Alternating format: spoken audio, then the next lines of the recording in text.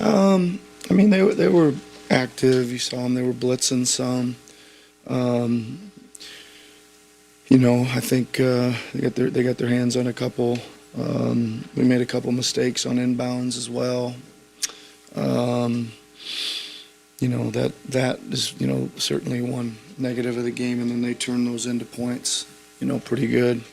But kind of the difference in the game is the turnovers and points off turnovers is one of the differences for sure.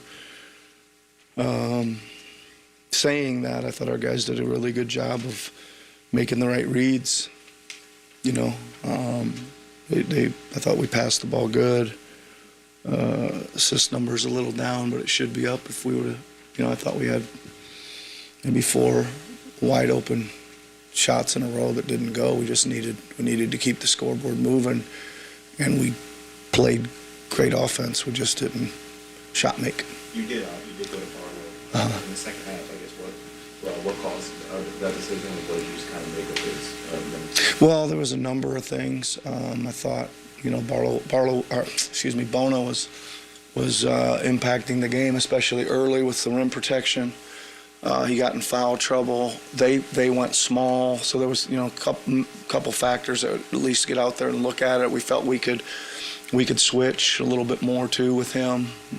We had a couple breakdowns on some of that stuff, but I thought again, we played good enough defense to win that game, especially in the fourth. But again, hold them to 19 in the fourth. You got to hope you can score more than 20 in a quarter. How much do you think Tyrese playing over 46 minutes and Paul's minutes up and BJ nearly 40 affected everybody down the stretch? Yeah, I don't know. It may have, but again, I kind of look at it and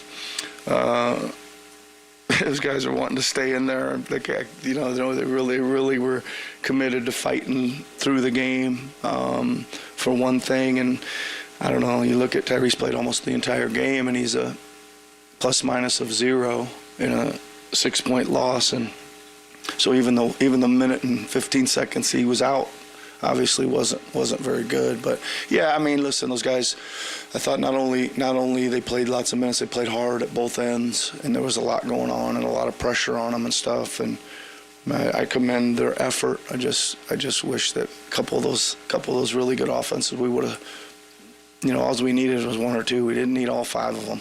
We just needed 1 or 2 to kind of get the thing to the, at least get it down to the end where we had a chance. Did you kind of like the looks on those? I got to look at it, but yeah, they were double teaming. We rotated it out.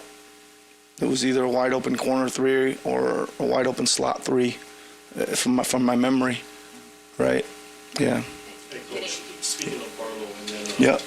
so Paul George starting on Townsend. Yep. Was the foul trouble with the bigs also the result of those players playing center minutes? Yeah, that had certainly had a factor of him being in there, and and then we kind of it's like you go through the playoff series and you're trying some stuff, and we decided to throw Paul on Towns, and he did a nice job, so we just kind of rolled with it. I guess that's your concern level with Embiid's day-to-day status. What's your concern level with just having bigs with minutes of foul trouble that you can't go? Yeah, it's a bit of a concern. All the bigs on both teams were in foul trouble tonight, so I don't know what to tell you about that. Yeah. I guess going off of that, just the fact that you did get kind of some of those different looks that you didn't see, for sure not in game 1, but also not in game 2 as far as the big men. Does that give you some stuff to dig into in case you have to use that again? Yeah, I think you learn a lot, through each game. I think it took us a couple games to figure out some of the rotations and matchups last series, and I think the same thing is happening. You're obviously, you never really know what's going to happen until the series starts with who's guarding who and who's going to be playing when and all that kind of stuff, and hopefully we're figuring out some options. Yeah. Is this the same level of challenge for you that Boston is, even though it's a different team, or is it?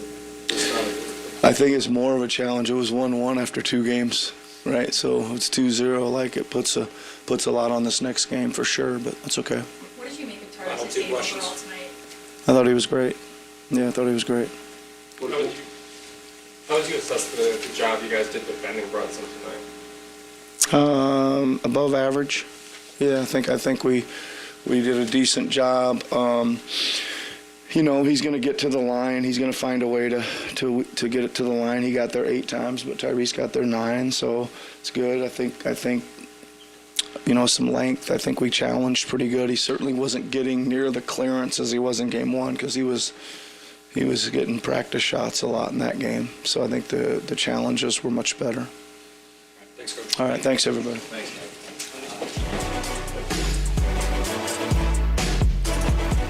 So now updating the bracket after the Knicks beat the Sixers and take a 2-0 series lead in that East semi. Obviously, Detroit got the first of the Cavs in their series. Minnesota and San Antonio are underway in Game 2. Game 2 for Oklahoma City and Los Angeles is coming up on Thursday. Anything jump out at you listening to Nick Nurse in his post-game press conference? Let me say this first off. I want to give my condolences to head coach Nick Nurse. He lost his brother recently, and so he's in mourning, and he still has to work. And Coach Nick Nurse is somebody who I've followed probably most of my career when he started off as a G League coach out there. And so my thoughts are with him and his family during this time. Man. He's a real stand-up guy, one of the best coaches I've covered in this league. So I just want to put that out there because he's dealing with things beyond basketball. No question. I mean, his brother Steve, for those who didn't know, passed away unexpectedly at the age of 62. And so Nick Nurse stepped away from the team, went to the service in Iowa on Tuesday, and then has to come back and try and get your head in a space where you're coaching a playoff basketball game. You can't even imagine what the last few days have been like for Coach Nurse and his family. So well said, see, I appreciate you taking the time to do that. Rollo, it seems silly to talk about basketball, but that's what our job is on this show in the association.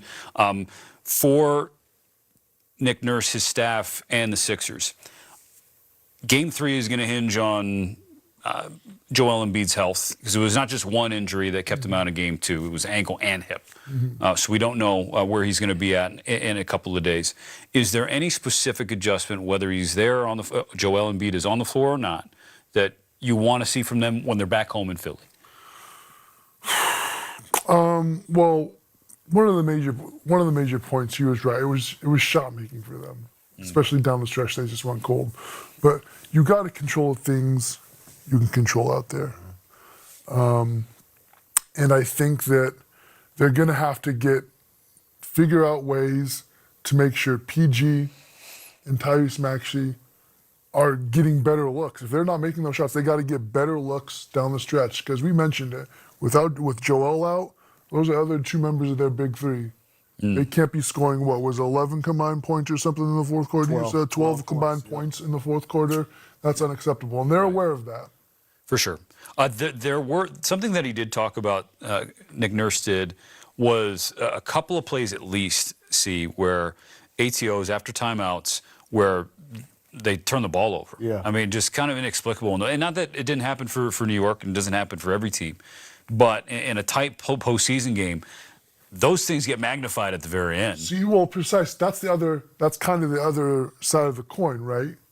You're hoping that your guys can make 1 or 2 more shots. You're hoping that Karl Anthony Towns is probably going to get his. You're not going to take his scoring down from 23 to 6 points.